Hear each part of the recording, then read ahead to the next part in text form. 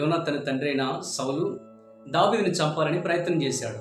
అటువంటి సమయంలో దావీదు యోనాతాను దగ్గరికి వచ్చి, యోనాతాను నీ తండ్రి నన్ను చంపాలని ప్రయత్నం చేస్తున్నాడంటే, ఈ యోనాతాను అంటాడు కదా, నువ్వు మరణించవు కానీ సింహాసనం పైన కూర్చుంటావు, ఇదిగో నా కుటుంబాన్ని నువ్వు పట్టించుకోవాలి, నా బాధ్యత నువ్వు తీసుకోవాలని ఈ యొక్క యోనాతాను తనకు బాధ్యతను అప్పగిస్తున్నాడండి. ఈరోజు నీతో స్నేహం చేస్తున్న నీ స్నేహితుడు నిన్ను నమ్మి నీకేదైనా అప్పగించడానికి ఇష్టపడే స్థితిలో నువ్వు ఉన్నావా? అటువంటి నమ్మకమైన స్నేహితుడిగా నువ్వు మిగిలిపోయి ఉన్నావా? మోసం చేసే స్నేహితుడిగా ఉన్నావా? ఇప్పటి వరకు ఒకవేళ నీ స్నేహితుడి గురించి అందరికీ చెడ్డ సమాచారం చెప్తున్నావా?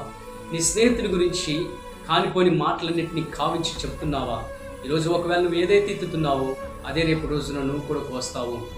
ఈరోజు నీ స్నేహితుడి గురించి ఏదైతే అబద్ధాన్ని నువ్వు క్రియేట్ చేస్తున్నావో నీ మీద కూడా అదే వస్తుంది. ఎందుకనంటే ఏమి ఎత్తుతావో దాన్ని కోయక తప్పవు. కాబట్టి జాగ్రత్త ప్రియనేస్తమా, ఆలోచించు. నీ స్నేహంలో మత్సరం ఉండకూడదు, మంచియే ఉండాలి.